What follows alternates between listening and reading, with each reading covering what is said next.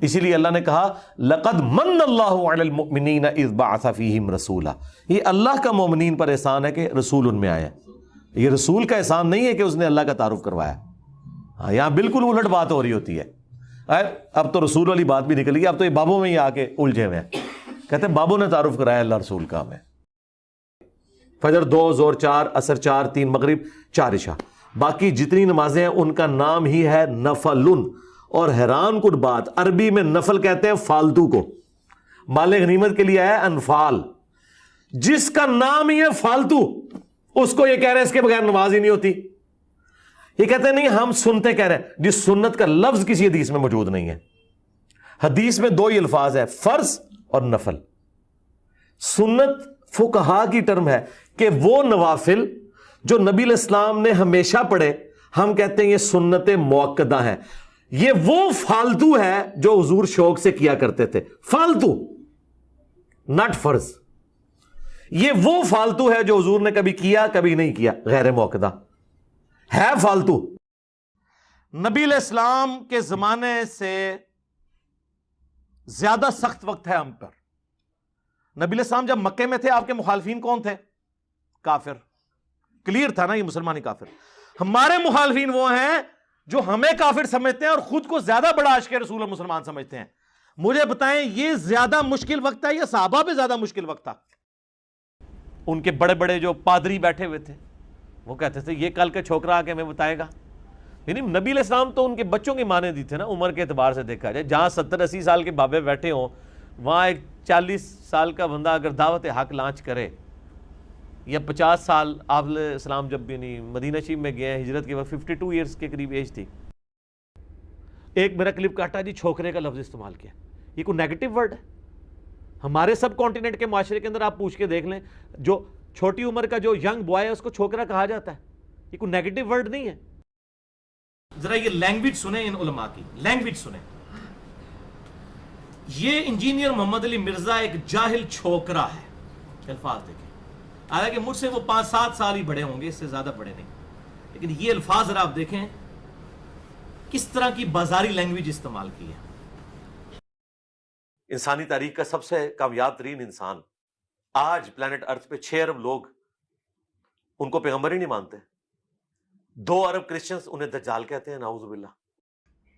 او تہاڈا خضر کدوں نہ مار دیتا ہے میں، وہ خضر ہے ہی کوئی نہیں سی، میرے ہتھوں مریا تہاڈا خضر.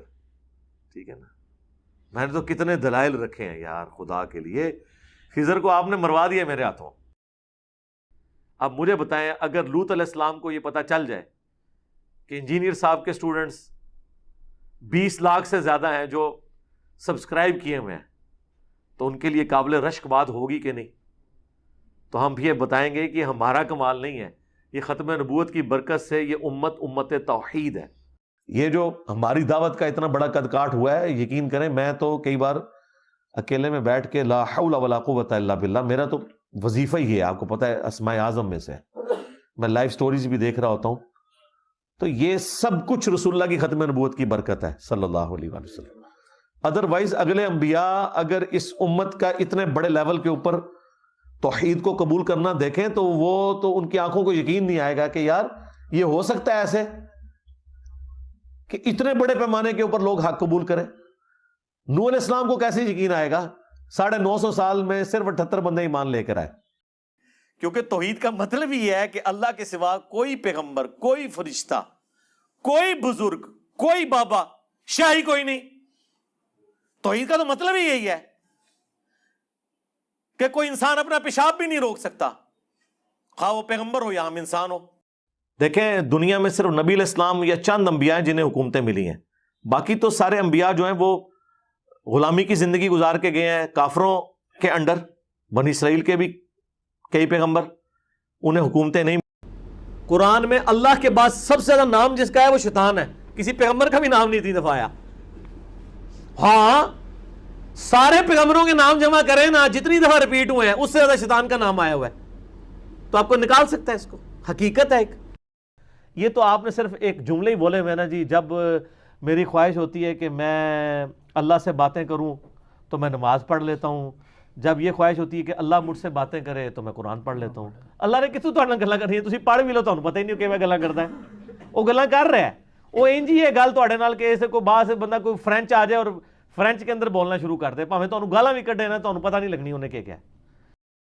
مسند احمد میں یہ حدیث ہے کہ سیدنا علی کہتے ہیں کہ ایک دفعہ نبی صلی اللہ علیہ وسلم نے فرمایا کہ تیرا جھگڑا ہوگا ایک دفعہ عائشہ کے ساتھ.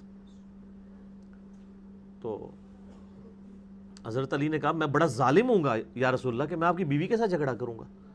آپ نے فرمایا نہیں, وہ ظالم ہوگی اس وقت. تو یا رسول اللہ آپ مجھے کیا حکم دیتے ہیں؟ فرمایا کہ وہ جب ظلم کرے گی تو تم اس کو واپس چھوڑ آنا جہاں سے وہ آئی تھی. بخاری مسلم میں آتا ہے نبی علیہ السلام نے حضرت ابو سفیان کو 100 اونٹ گفٹ کر دیے غزوہ حنین کے موقع پر, صفوان کو 100 اونٹ دے دیے. ٹھیک ہے, تو انصاری چند جو لونڈے لپاڑے تھے, نوجوان لڑکے. لونڈے لپاڑے کیا؟ لونڈے لپاڑے یہ عربی اردو ڈکشنری میں آپ دیکھیے گا, لونڈے لپاڑے وہ ہوتے ہیں جو کم عمر کے بچے جن کے ذہن ابھی اتنے پختہ نہیں ہوتے. پھر آپ نے ان کا یہ جو کیڑا تھا نا دماغ سے وہ نکالا. آپ نے فرمایا کیا تم اس بات پہ راضی نہیں ہو کہ یہ لوگ دنیا کا مال لے جائیں اور تم اللہ کے رسول کو اپنے ساتھ لے جاؤ؟ اے ہن 2 کوڑے جے, ہاں شیعہ دا بھی کوڑا جے تو معاویہ کوڑا بھی آ جائے. انہوں نے کڈیا ہے نا اپنا. ناصبیوں اور رافضیوں کا باپ ان کا ماموں ہے, یہ میری بات یاد رکھیے گا. لیکن میں نے ان کو پہلے بتایا کہ بھائی بنو امیہ کی چالیں, بلکہ تمہارے ماموں کی چالیں جہاں پہ ختم ہوتی ہے نا وہاں سے ہماری عقل سٹارٹ ہوتی ہے.